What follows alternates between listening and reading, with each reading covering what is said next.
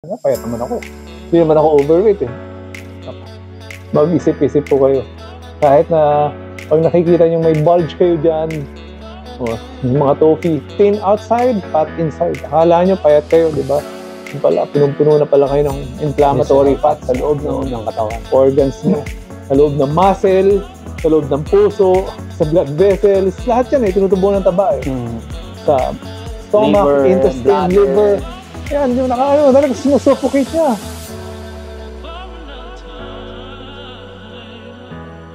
Good afternoon, Coach Sargy. Good afternoon, Coach Louie. Okay, kami po yung nagbabalik. Long time no talk. Long time no kwentuhan, Coach Louie. So, napahaba yung bakasyon natin. Oo nga. Ito yung ating first episode for 2024. Oo. Kasi yung mga iba nating mga na-post ko recently, late post na yun eh. Yung Christmas pa yun, di ba? Before Christmas pa yun. So yun. Ano bang pag-usapan natin ngayon, Coach Louie? Ang pag-uusapan natin ngayon, mga kababayan, visceral fat. Coach Louie, ang tawag nila dito sa visceral fat na to, yung the silent killer. Oh my God. Kakatakot. Mahimay natin tong maigi. The more na pinag-aaralan ko siya, the more na talagang gusto ko siyang i-share sa mga sa kapwa natin, sa mga kapwa kabayan natin, Pilipino, ganyan. Kasi maraming di nakakaalam na totoo. Akala nila healthy sila. Akala nila healthy sila. Diba, may mga iba payat. Pero ang dami kong nabalitaan recently, inatake. Ito lang, recently lang, 44 years old, anak nung best friend ng nanay ko. Inatake.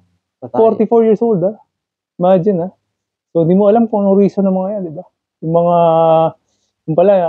isa pala siya sa mga, payat lang daw eh. Hindi naman obese or ano. Isa pala siya sa mga toffee na tinatawag natin. Thin outside, fat inside. So yun, pag-usapan na natin, Coach Louie. Simulan na natin to. Mga kababayan, kwentuhan tayo. Okay. Coach Louie, so siguro simulan natin. Definition. Definition muna, Coach Ano ba yung visceral fat? Siguro explain ko lang, no? Yung ating fat sa katawan, di ba? Basically, meron tayong 3 types na tinitingnan nila. Yung ating superficial na subcutaneous fat, deep subcutaneous fat, tsaka yung visceral fat. So ano ba yung subcutaneous fat? Subcutaneous fat, yun yung fat na nasa loob ng skin mo. Yun yung napipinch mo eh. Napipinch natin. Yung mga bilbil natin, yan yung mga subcutaneous fat eh, di ba? Sa loob ng ating skin. Ngayon yung deep subcutaneous fat, yun yung sa ilalim na nung fascia. Yung scarpus fascia na sinasabi nila. So yun yung fascia, tapos muscle, di ba? Yun yung between muscle and fascia, yun yung deep subcutaneous fat. Tapos yung visceral fat. Yun yung taba na nakikita natin sa mga karne, Coach Art, di ba? Yun, pwede rin. Yun. Yung fascia na makikita mo gano'n, tapos mga kala nyo, litid-litid. Yun, tama. Tapos yung mga visceral fat, ito yung fat na sa loob mismo ng organs. Actually, yung visceral fat, it refers, Coach Louie, to yung fat dito sa may visceral area. Pero maraming, specific term tong visceral fat sa dito sa may visceral area, di ba, sa gut. Pero ang pinaka-general term for visceral fat is yung ectopic fat. Ectopic, so sa labas ng cell. So, pwedeng nasa may puso yan, may puso, epicardial, or mediastinal fat, pwedeng sa liver, fatty liver. So, ectopic fat din yan, di ba, yung fatty liver, di ba? So, lahat po ng fat na tumutubo around your organs, those are visceral fat. So, gaano nga ba kasama itong visceral fat, Coach Louie? So, yung visceral fat na yan, so, isang example lang yung liver natin, diba? So, marami ngayon, Coach Sargy, na nagiging, kumbaga, rampant na, o sabihin natin na masyado sa mga bata, meron nang tinatawag na non-alcoholic fatty liver. Exactly. Hindi ka tulad nung araw, diba? Oo. Nung araw, sabi nila, pag may fatty liver ka, alcoholic ka, ibig sabihin. Pero ngayon, hindi. Bata, meron na. Totoo. Kasi merong non-alcoholic fatty liver. Diba? Nagde-deposit na rin ng taba doon sa fatty liver. So, napakasama ng ating visceral fat. Kasi ang visceral fat po is very inflammatory. So, it causes inflammation, diba? So, the inflammation, diba? Sabi natin, yung acute inflammation is okay lang. Kasi parang dumidepensa lang yung katawan mo against sa stress, di ba? Pero pag chronic inflammation, lagi na lang inflamed, yun ang masama, di ba? Masama yun sa katawan. Talagang unti-unti kang pinapatay, di ba? So, visceral fat, ano pa ba yung mga Ano ba yung mga... So, basically, visceral fat is directly related to chronic diseases. Diba? Chronic diseases, talagang, kasi inflammatory talaga siya eh. Saka, ang pinakamasama ko pag narinig about the visceral fat, Louis, is parang sinusuffocate niya Yun ang yung lahat ng organs natin sa loob ng visceral area. Pati sa arteries mo, yung veins mo, pati muscle, puso mo, muscle mo, yung intestine mo. Pati muscle actually. Kaya sabi nila nung itong si Dr. Sean Umara, siya yung isa sa mga major parang contributor pagdating sa visceral fat. Ang madalas siyang siya eh. Ni-scan niya talaga para makita niya. Nag-MRI siya. Sabi niya, yung because of this visceral fat, pati yung muscle nag-atrophy. Kasi nawawala yung nag-shrink eh, dahil nasusuffocate sila. Kumaga yung growth nila na-impede. So until the time na talagang sobrang weak na ng muscle, so, lahat affected na. So hindi lang siya nakaka-affect ng metabolism mo. Unang-una magkakaroon ka ng metabolic disorders, di ba? Insulin resistance, di ba? Tapos daming maapektuhan na organs, liver yung pinaka-importante din, Coach RJ, kasi nga pag nag-start na siya ng fats, sinusuffocate niya, di ba? Magiging magkakaroon na ng mga spot, magkakaroon na ng liver cirrhosis. Ayun, tama. Tapos magiging cancer na yan. Oo nga, yun, tama, exactly. Saka liver is a very important organ of your body, di ba? It's for filtering, di ba? So, di lang. Basta pag nasira ang liver mo, di ba? Yung mother-in-law ko. Sabi ko nga sa'yo, protect the liver, feed the gut. Yun yung top 2 requirements ni Dr. Robert Lustig. If you want to live healthy, if you want to live long, protect the liver and feed the gut. So those are the top 2 requirements. So liver is very important. So, magpunta tayo sa mga causes, Coach Louie. Coach Louie, ito, according to Dr. Sean Umara, there are 5 major contributors dun sa pag-build up ng visceral fat. Bakit ba tayo nagkakaroon ng visceral fat? Nowadays, di ba? Dahil unang-una dahil sa ating pagkain. So, kumbaga, yan yung isa sa mga obvious na reason, di ba? Processed food specifically, di ba? Processed food. Yan, dahil actually sabi nga nila ni Dr. Umara, kahit na yun lang daw yung tanggalin mo, sobrang laki ng improvement. Kung nag-scan ka before and after, just a month difference, ganyan, makikita mo laki ng improvement ng body composition mo because of this. Because of processed food alone. Siguro balikan uli natin, Coach RJ. Ano ba yung mga processed food na yan? Actually, correct natin yung term natin. It's not actually just processed food. It's the ultra-processed food. Kasi pag sinabing processed food, kasama dyan yung minash lang, mashed potato, or guacamole. Diba? Kasi nasa form of processing eh. O kaya, yung mga smoothie mo, which is still okay naman eh, di ba? Processing pa rin yun. Sabi, ultra-processed, kumbaga yung nag-add ka na ng mga artificial at saka ingredients. Natural ingredients. Yan. O kaya yung talagang micro, processing, like yung super grinding, yung mga, parang mga, ating mga flour, ganyan. That includes mga pasta breads, yan, still processed food. So, bakit yung bread, tsaka yung pasta, yung bread kasi, lalo na yung bread, matamis, may sugar, may milk, may mga enhancer yan. So, pag kinain natin yan, wala namang nutrients. Ba't ang nakukuha nating nutrients? Meron pa rin mga iba, di ba? Kushu yung sourdough bread. Kahit medyo ina-advocate pa rin nila na okay pa rin siya, healthy pa rin. Pero ako, pag yung client ko nga, sabi ko, mag-stick tayo. Kung gusto mo talagang makorek yung maayos yung gut mo, mag-whole food tayo. Alisin natin yung... yung napitas mo. Oo, yun ang kainin natin. Tama. O kaya yung mga animal products, diba? So yun, number 1 is processed food. One of the main causes, processed food. Tapos number 2 is alcohol, of course. As we all know, it causes fatty liver. Alcohol, di ba? Kasi, dahil sa destruction of yung liver, saka, basically, when you drink alcohol, it's not just yung mismong alcohol You drink calories also. 7 calories per extra gram. Amount of calories. That's why you deposit this visceral fat, extra visceral fat. Ang masama nung Coach RJ, pag kumain ka, tapos nilagyan mo ng alcohol, fermented na yung ano, yung kinain mo, di ba? Napa-ferment yun. You're right, exactly. Instead na nutrients siya, magiging ano na siya, masasama na siya doon sa calories ng alcohol. Tama. Saka yung nga, di ba, laki ng effect niya sa microbiome na. Oo. Pinatay lahat ng microbiome. So, imbis na kumakain yung microbiome natin ng extra calories from our food, wala na, pinatay na ng alcohol, di ba? So yun, number 2 is ano. So by the way, balik tayo pala doon sa before natin discuss lahat. Doon sa tatlo, di ba, yung subcutaneous, di ba, dalawa, superficial and deep, tapos tsaka visceral fat. Ang bad doon is yung dalawa, yung deep subcutaneous fat at tsaka yung visceral fat. Both are inflammatory fats. So it secretes cytokines, yung mga molecules na nagkakos ng inflammation. Yan.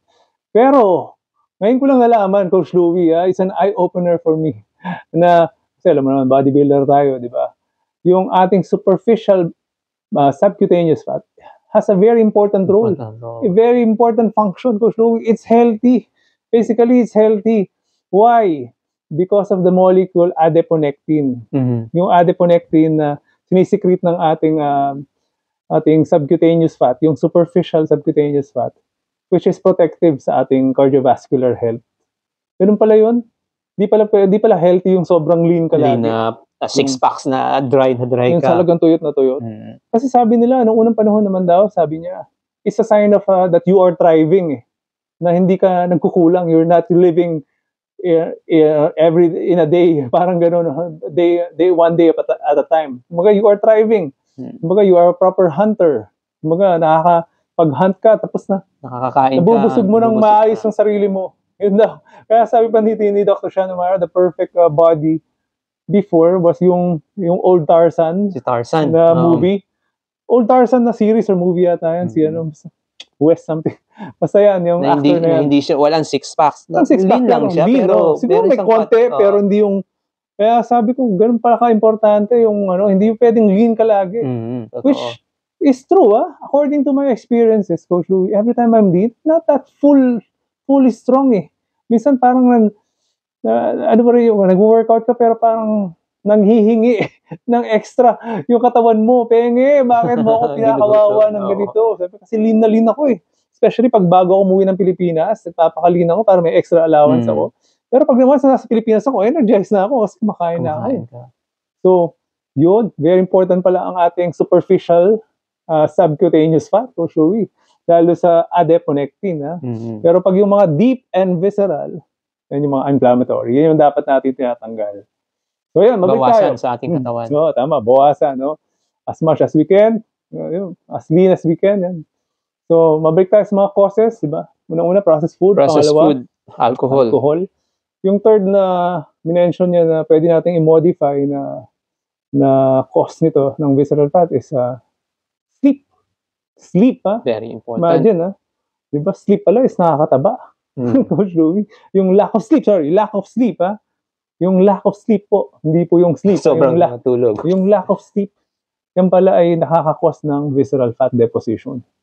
Tapos dahil siguro yan sa cortisol na, Coach Louie. Kapag imagine, pag hindi ka natutulog, maayos, ganyan. Kasi, actually, the fourth reason is stress.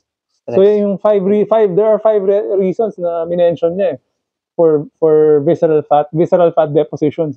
Processed food, alcohol, sleep, stress. Yung stress. Yung number 5 is yung long duration cardio exercises. Imagine, hindi naman namin dinidemonize yung mga marathoners, pero these are according to research.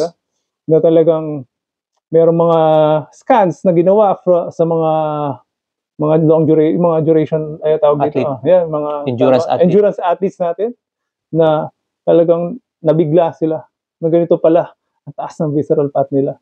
Tapos the moment na binago yung training nila, instead of doing a long duration cardio like yung mga jogging and running, mga 10 miles run, ginawang sprinting, lusaw lahat. Lusaw. Siguro parehas yan cortisol. Diba? Stress, at the end of the day, stress pa rin sa katawan. Tama. Siguro balikan natin, Coach RJ, yung sa pagtulog. Kasi may napakinggan din ako dyan sa pagtulog. Kasi pag kulang ka sa tulog, ang tendency niyan, magkikrave ka na naman sa pagkain. Tama. Diba? Yung nga pala explanation, tama. Buti pala na nabanggit mo, Coach Louie. Tsaka, Insulin din. Insulin, yan. Insulin din. Pag kulang ka sa tulog, talagang because of cortisol, insulin, ganun din eh. Yun ang explanation yan eh. Tataas ang cortisol, tataas din ang insulin. Siyempre, para ka nasa emergency mode ka lagi eh. Gusto ng katawan mo, taasan yung yung sugar mo, ganyan. Basta ganun eh, tataas ang ano. At saka, Coach Sargy, ma-share ko lang sa ating mga kababayan. Kasi ako, di ba, may gout ako. Noon na experience ko, kapag kulang ako sa tulog, ang tumataas yung uric acid ko. Tataas uric mo. Oo. So, ang paniniwala ko rito, yung stress. So, kulang ka sa tulog, stress ka, bigla na lang sasakit yung big toe ko. Tama. Coach Louie, meron ako napakinggan na explanation yan. So, kulang ka sa tulog, stress ka, increased cortisol hormone, magpo-produce ka ngayon ng sugar sa katawan mo. Kasi nga, kailangan ng katawan mong gumising, extra energy, kumbaga parang kang nasa emergency mode eh. So, kailangan mag-produce tayo maraming sugar dahil, dahil itong tao na to, stress eh.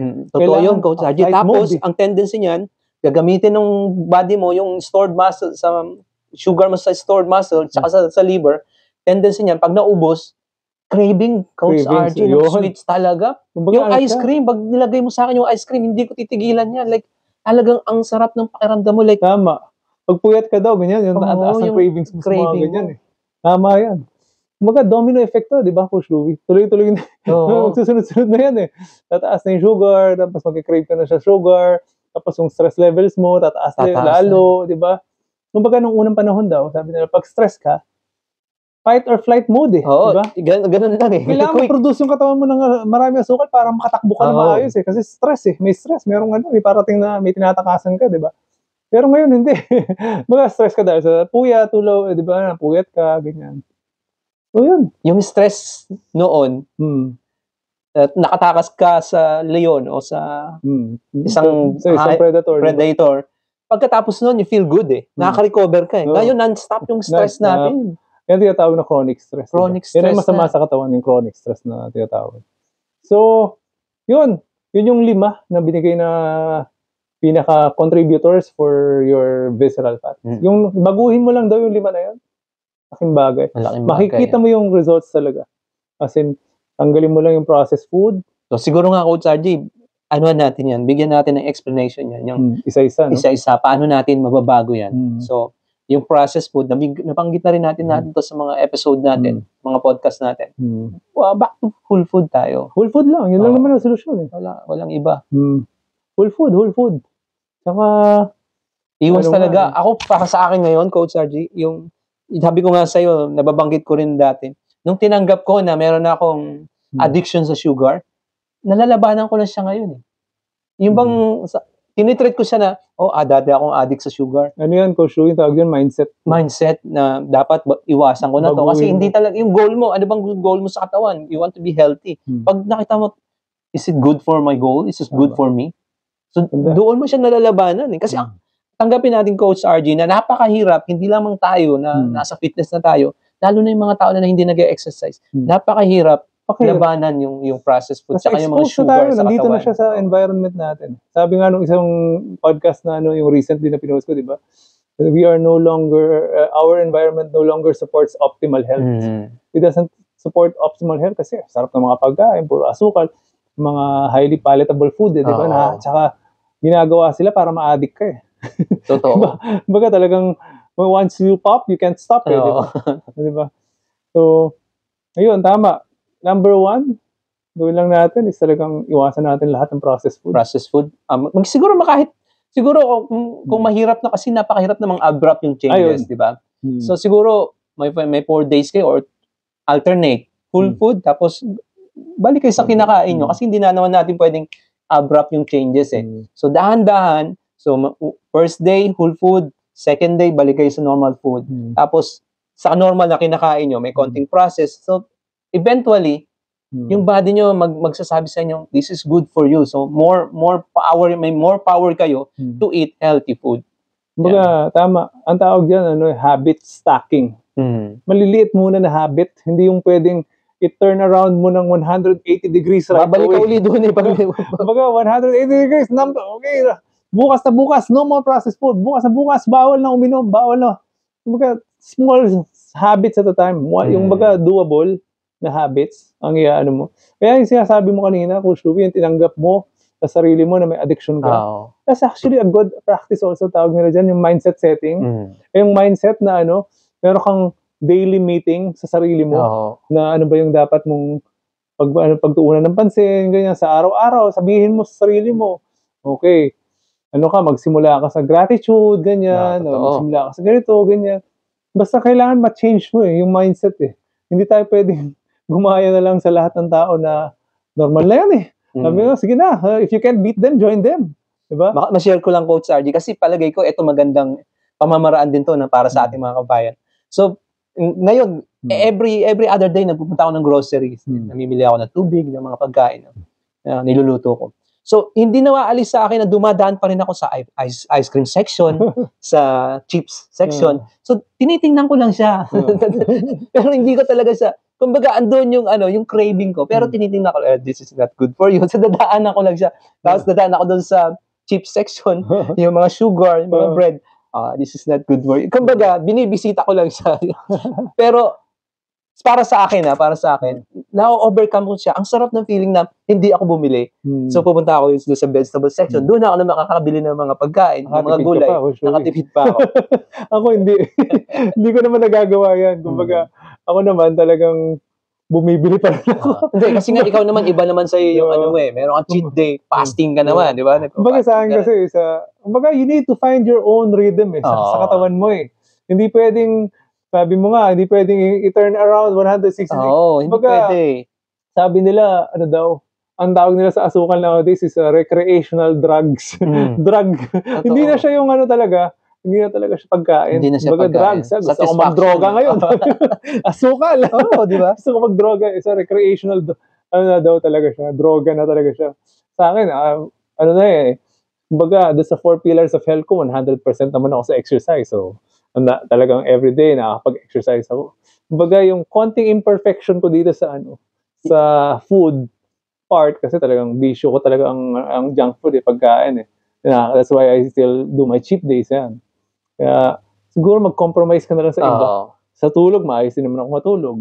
Sa stress, okay din naman ako mag-manage ng stress kasi nakakapag-exercise ako, nakakapag-meditate ako ng paminsan-minsan. Ayan, maganda yung outlook sa buhay. Maganda grateful ako sa umaga, nag-practice ako ng gratefulness, ganyan. Yung being grateful, yung gratitude, nag-practice ako ng gratitude. Mas prayers also, yan, it's a big tool also for me. So, basically, yung 3 pillars ko is okay. Kaya, dito, okay na ako dyan. Konting may konting ako dyan. Hindi naman kailangan perfect score. Kumbaga, gano'n. Kaya hanapin mo yung balance ng katawan mo. Kaya si Coach Louie, talagang kailangan niya to, ganyan, para sa kanya, dahil may uric acid. Pero hindi ko sinasabi na perfect pa rin ako. Meron pa rin nung time na kumakain ako ng matamis, pero binabalance ko siya. Kapag nakapakain ako ng lunch, alam mo, heavy lunch, hindi na ako nagdi-dinner. So, pa-fasting na ako. Tapos, I listen to my body. So, minsan, kasi yung uric, nagpaparamdam yan Minsan, biglang may biglang may mananakit yan. Listen, kulang ka sa tubig. Di ba? More water, less stress, matulog ka ng maaga. Kasi nga, etong Coach RJ, napakarami kong kilala sa Pilipinas na nagrereklamo at their young age. Meron ng uric acid. Ito yung kalaban ng mga Pilipino.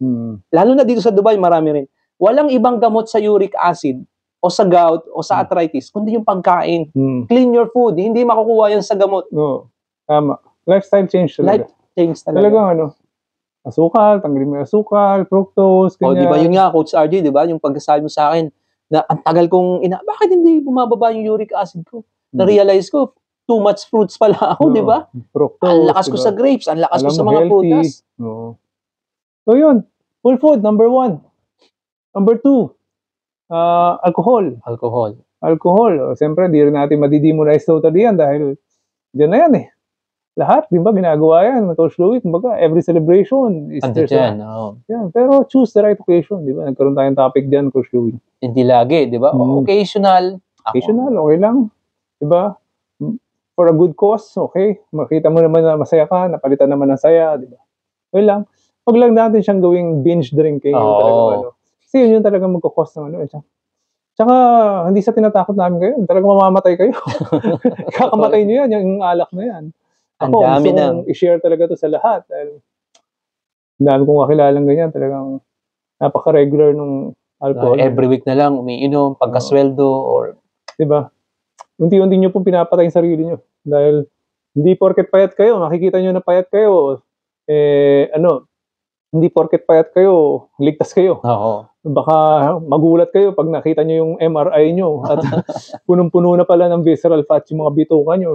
At saka yung nakakatakot na yung Coach RG, yung magkaroon ka ng sakit, diba? Liver, kidney, diba? Stomach ulcer. Ayun yung mga nakakatakot, diba? So, at ang pinag-uusapan natin dito talaga, bakit natin dinidiscuss to, ay para mabigyan kayo ng prevention. Diba? Yan.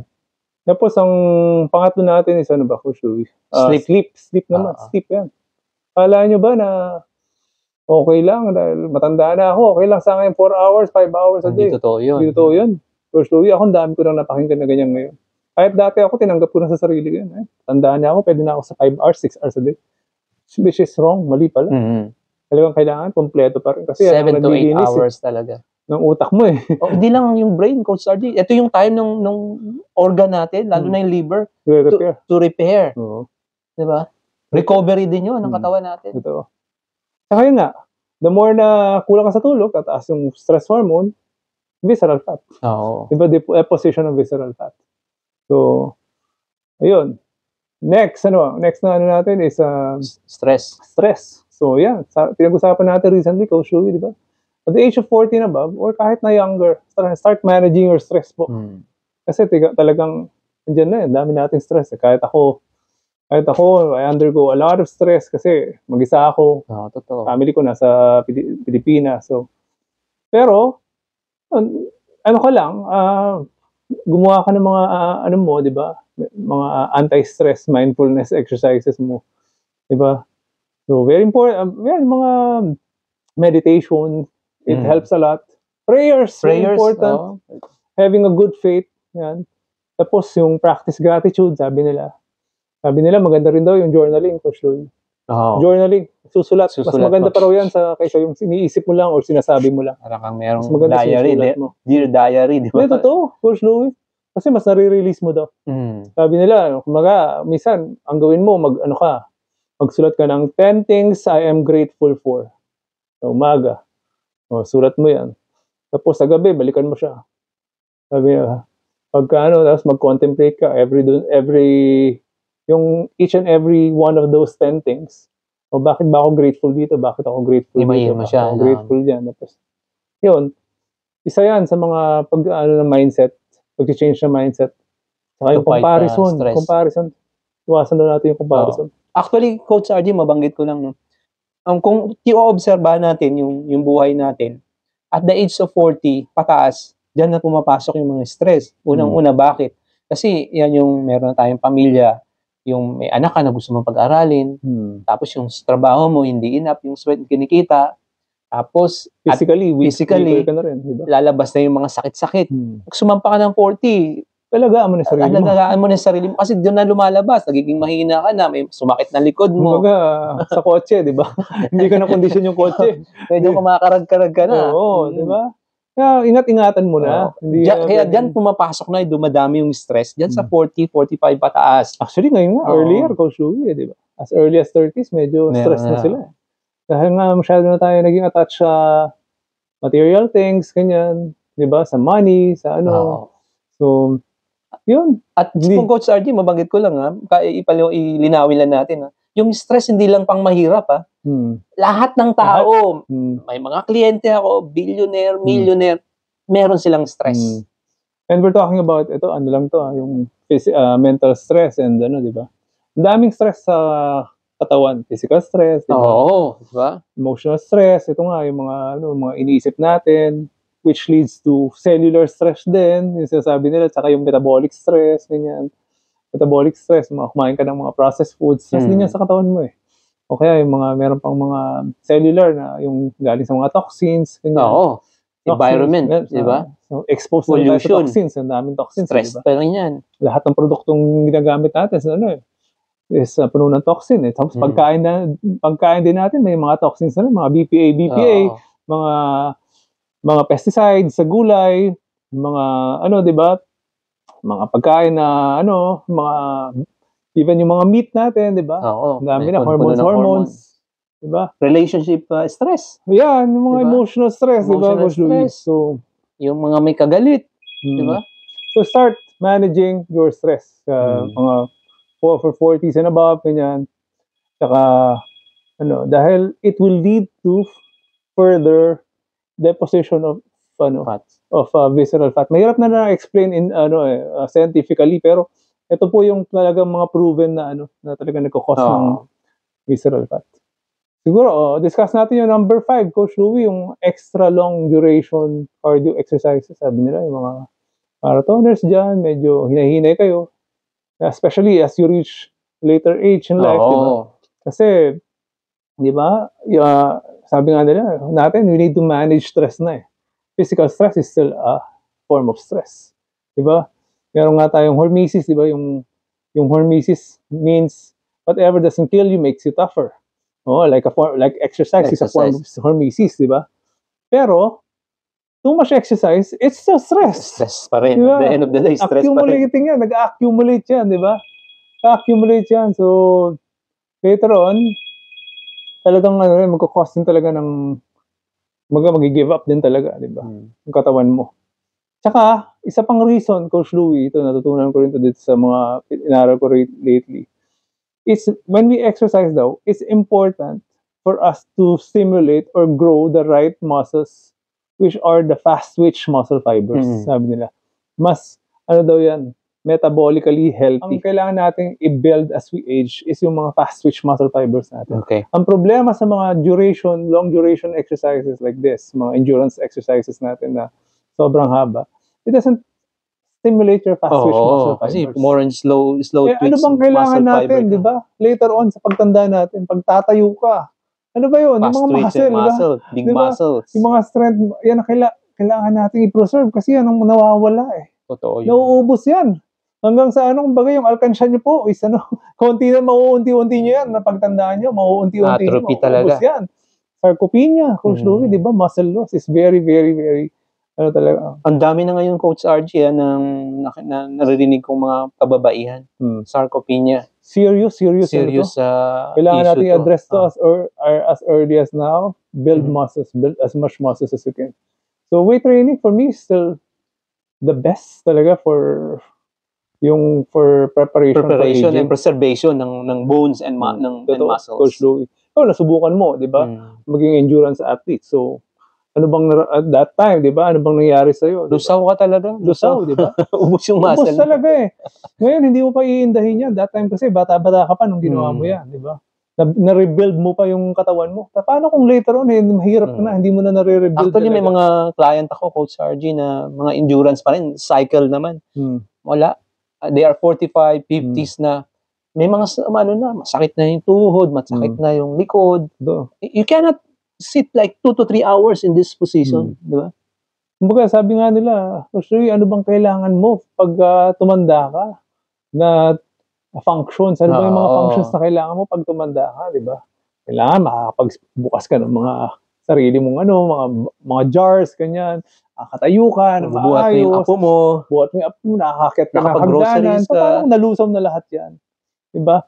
Ang masama pa dyan, Coach Louie, pag hindi mo daw na-activate yung mga fast-twitch muscle fibers na yan, ultimong yung visceral fat is nagde-deposit totoo, doon sa loob ng muscle. Ang tawag nila dito is yung myosteatosis or the human marbling. Diba? Sa steak, napakasarap nung may mga marble, may taba-taba sa gitna ng laman. Sa totoo lang, hindi daw healthy rin yun eh.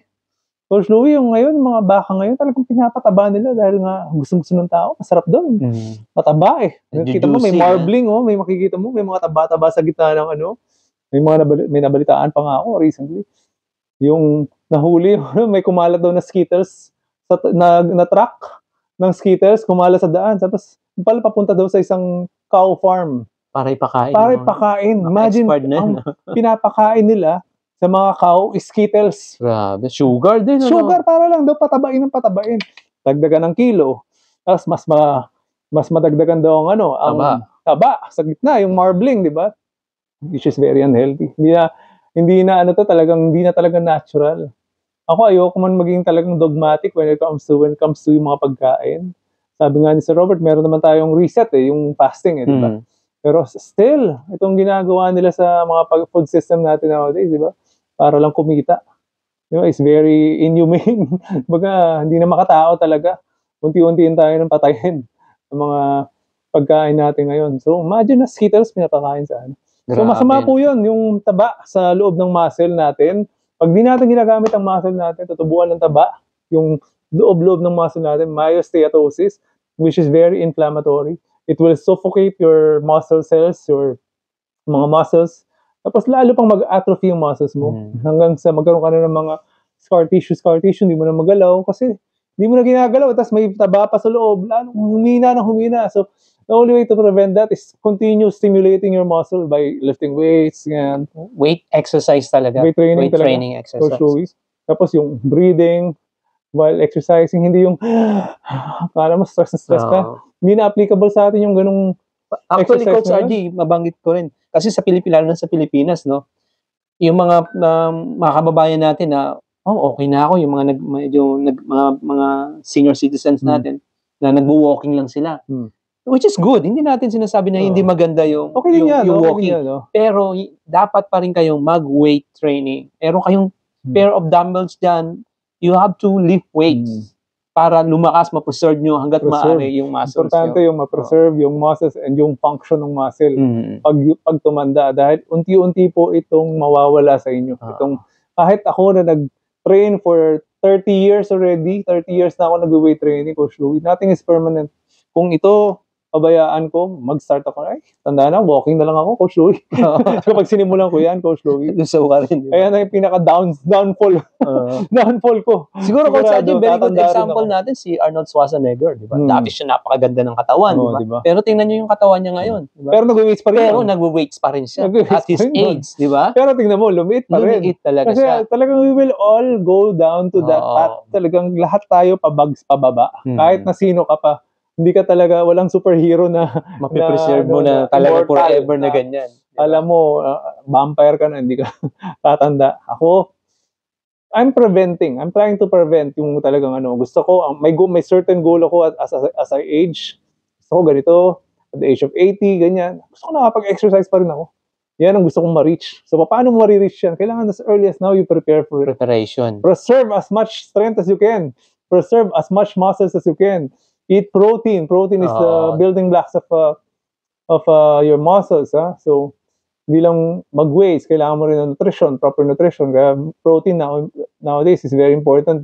Doon sa mga geriatrics doctors na pinapakinggan ko, 40 grams of protein right away, sabi nila, after your exercise, sabi niya. Especially as you reach a certain age, kailangan higher, yung protein intake mo mas mataas. So yun yung 5 reasons for visceral fat. So recap, Coach Louie. Yung una, processed food. Alcohol. Sleep. Stress. Saka yung long duration. So yun yung ating mga main causes, diba? Tapos natin yung mga preventions, ganyan. Tackle na rin natin. Pero sa mga kababayan natin, kung gusto nyo na extra reference ng mga researchers namin, meron na lang ako yung ipopost na extra link dyan. May finalo ko si Dr. Sean Umare na talagang meron silang research center, Coach Louie, na talagang pinag-aaralan nila lahat ng scans. So, sa mga, merong isa doon na may isang tao. Endurance athlete siya. He's not overweight. Payat nga siya, payat. Lean pa. Lean, Hindi naman lean, pero medyo payat siya. Tapos, nung in-scan siya, siyempre, nung una, in-explain sa kanya, Tapos, in-explain na sa kanya, ito, tignan mo itong tao na to, ang daming visceral fat, which is, ganito, nakakamatay pa. Nung nakita niya yung sa kanya, Coach Louie, nag-pass out. Hinimatay siya. Grabe. So, ganun pala ka-importante yung visual. Kaya ngayon, nag-start na sila ng scanning sa US. Yung talagang kung gusto mo talagang malaman kung meron ka, mag-MRI ka. MRI ka talaga. MRI talaga, hindi daw sapat kung marinig mo lang na, 40% body fat percentage Oo, ako. totoo. Dito, hindi yan, sapat yan. Wala, lalabas sa ibang sa isang tenga mo yan. Pero pag nakita mo, you can never outsee it, sabi nila. Hindi mo na siya, di ba? So talagang, importante pala yung visual, yung nakikita mo. Scanning talaga, Imagine mo, MRI. himatay dahil sa sobrang natakot siya. Pagkakala daw ng doktor, ni Dr. Shan, inatake. Pagkagising niya, nanginginig pa rin yung boses, ganyan. Natakot Tapos, siya. Tinanong siya, ano ba yung ginagawa niya, ganyan. Ano ba yung, sabi niya, medyo kumakain siya ng processed food. Sabi niya, tapos hindi siya nag-lift ng weights. Tapos, hindi din siya nag-exercise. Pero kung nag-exercise man daw siya, maybe once or twice a week, pero jogging or running. So, medyo umiinom din siya. Imagine, payat siya, pero para siyang time bomb. Taking time bomb, di ba? Dahil sa taas ng visceral fat niya. Tapos meron pang isa na nandun din sa research, nakasama sa research. Lahat daw ginawa na niya. Bakit ganun? Hindi nagbabago. Hindi nagbabago yung result niya. Yung results niya. Hindi nagbabago. So, tinanong siya, baka naman kumakain ka pa ng processed food? Hindi. Baka uminom ka pa? Hindi. Baka naman yung tulog mo? Hindi. Sabi niya, baka under stress ka pa rin? Hindi na. May meditation pa nga ako. Sabi niya. Pero apparently, this guy was an endurance athlete. Hindi niya mabitaw-bitawan yung endurance training niya. So, tumatakbo siya as in 3 times a week na 10 miles. Takbo niya. So, yun, sabi niya, please, just follow this protocol. Ito lang. Baguhin mo. Tingnan natin. Halitan mo into sprinting. Sprinting instead of long endurance. Pinakita. As in, pinakita side to side yung scan. Before and after. After a few months of just sprinting, tinanggal yung Kita mo yung big difference. Big difference po ng ating Sabi ko nga, yung mga long duration type of cardio is no longer applicable for us nowadays. Siguro noon, pwede pa. Ngayon, since our stress levels are already, di ba? Skyrocketing, di ba, to the roof. Talaga, wala na, hindi na pwede. Kailangan mo talaga ng proper managing of stress na talaga. Ako, nag-HITs pa rin ako, pero once a week, sabi nga nila, nowadays, maximum na kailangan mo na high-intensity type of training is twice a week na lang daw. Twice or once a week? No, yung talagang medyo hirap na hirap ka. Once or twice a week lang. The rest are just muscle mo lang yung pinahirapan mo. Ganun lang. Pero yung mga iba, ayan, ako, mahilig pa rin ako sa mga ganyan, yung mga talagang, sagaran na HIT, high intensity interval, HIIT. Nag-boxing pa rin ako, which is, di ba, high intensity din. So, nililimit ko na lang. Alam kong kaya ng katawan ko, makaka-recover yung katawan ko. Alam kong during that time, hindi ako stress. Pero pag stress ako, nararamdaman ko listen to your body Yun ang pinaka-importante, listen to your body. Lalo na sa mga ka-trainer natin dyan, mga personal trainer, na yung client nyo, alam nyo yung galing ng office work, o stress sa trabaho, huwag nyo nang bibigyan ng stress na dadagdag nyo pa ng stress. Bigyan nyo ng more stretching, flexibility, tapos weight training na controlled, hindi yung up to failure. Kaya nga, yung isa kong client, imagine, may client ako 30 minutes a day, Coach Louie. 30 minutes a day. Ano bang goal mo? Sabi ko sa kanya, ang goal daw niya is just to exercise 30 minutes a day. That's it. Yun lang, di ba? Imagine, 30 minutes, konti na lang yun. RG, sabi yung gano'n, masyado mataas pa yung intensity, ganito, hindi ko pa kaya. So, medyo nawawalan ako ng energy sa ganyan, hanggang sa pagdating ng hapon, especially, she's very busy, her schedule is so hectic kasi she's a surgeon. She's a surgeon. So, dami, back-to-back ang surgeries niya. So, Coach Louie, ano mong ginawa ko? Yung 30 minutes, kinat ko to 20 minutes. Tapos yung last 10 minutes namin, nag-meditate kami. Meditation. Very good. Nag-yoga kami. Tapos breathing for 2 minutes, breathing meditation, tapos yoga stretches. Coach Louie, ang ganda ng feedback sa amin. Sabi sa akin, RG, I've never felt this good. Tapos yung body composition ko gumanda. Oh, wow. Ba yung 30 minutes a day, bro? 20 minutes a day na lang. Kinata namin sa 20 minutes yung exercises. Pero gumanda yung body composition. Na-relax siya. Nag-lean siya. Tapos, at least, na-address ko yung cortisol. So, yung client nyo po, hindi nyo po katawan yun. Katawan ng client nyo. Listen to your client's feelings. Or, kailangan marunong kayo magbasa. Ay, napapagod na yung client ko. Dapat hinahina, hindi pwedeng patayin. At saka yung program mo dapat nagbabarate din yan. Depende sa feeling or situation ng client. Diba? Hindi yung pwedeng, ito yung program ko ngayon sa client ko. Pagdating ng client mo, I'm not feel good. I have too much stress with my work. So you have to balance. Especially yung sa mga babae. Coach Louie, yung mga menopausal, peri and post-menopausal. Sabi nga, ito pa, Coach Louie, ang mga babae daw, may superpowers when it comes to visceral fat. Mas prone tayo sa visceral fat pagdating sa pag-deposit ng visceral fat. Ang mga lalaki, mas prone. Pero up to the time na ma-reach na yung peri and menopausal stage. So pagdating sa double, twice yung ano nila, yung pag-deposit nila ng visceral fat kasi dahil hormone nila estrogen.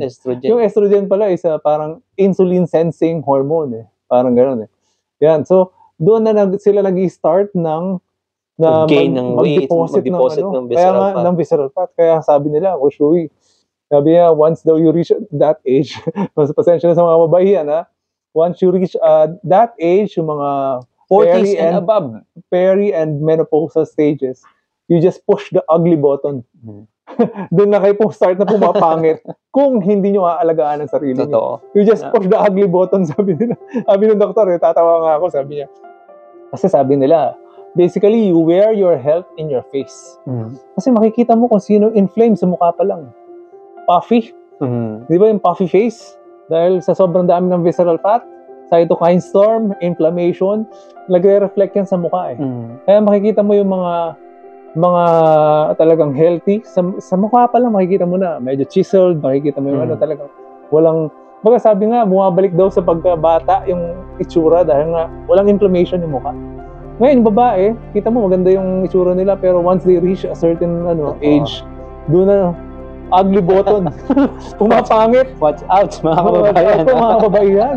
So, ayusin niyo po yung visceral fat. Yung mga ibang pinag-usapan natin, processed food, alcohol, sleep, manage stress, saka yung long duration cardio and exercise, over-exercising, iwasan niyo na po yan para hindi kayo pumangit. Actually, sa Coach RG, sa mga kababayan natin sa Pilipinas, mababanggit ko siguro ang pinaka-ano na sa kanila yung pagkain. Kasi mahilig tayo sa matatamis, mahilig sa laging lumalabas. So, processed food, diba? Processed food. Hotdog. Oo. Pangalawa, too much gadget. Too much gadget exposure. Tapos hindi na nakakatulog. Laging late matulog. Kumbaga, hindi na nga daw tayo, our environment doesn't support a healthy, optimal health.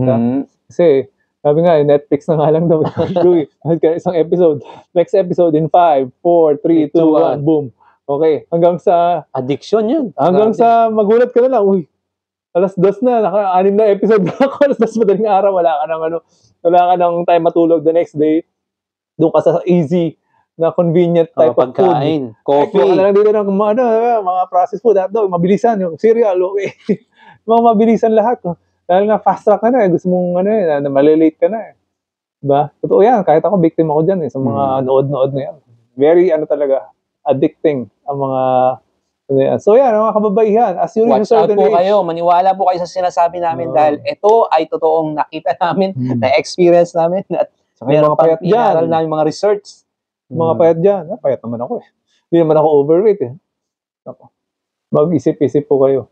Kahit na pag nakikita nyo may bulge kayo dyan, mga toffee, thin outside, fat inside. Akala nyo payat kayo, di ba? Pala, punong-puno na pala kayo ng inflammatory fat sa loob ng katawan, organs nyo. Sa loob ng muscle, sa loob ng puso, sa blood vessels. Lahat yan tinutubo ng taba Sa stomach, intestine, liver. Yan, yung talagang sinusuffocate niya. Yung lahat ng organs dyan, Coach Louie, hanggang sa yung mga organs dyan, sila na lang yung susuko Diba? Pati muscle, nakita namin. Nakita ko sa mga ibang scan ni Dr. Shan. Numinipis. Abdominal walls, numinipis. Kailangan mo yan. Tsaka rector spinae, numinipis. Kailangan mo yan. Postural muscle mo yan Doon ka magsisimula magkaroon ng mga back pain. Kasi wala na nagme-maintain ng posture mo So yan, ganun katindi ang visceral fat. Hindi lang siya, pati sa muscles. So, grow your muscles po. Kumbaga, magka-kontra yan, di ba, sa ating, di ba? Magka-kontra yan, muscle hates fat, fat hates muscle, di ba? Kumbaga parang ano yan, good versus evil yan eh. Kung mas marami yung muscles mo, mas marami kang soldiers ng good. So, Diba? eliminate yung fats. Kaya, the only solution is to build muscles. Ano ba yung how to build muscles? Weight training. Exercise, weight training. Weight training, di ba? Non-stressful type of of exercise, of programming. Siguro yung mga high intensity, kung atleta ka, bata ka, okay lang, sige, go.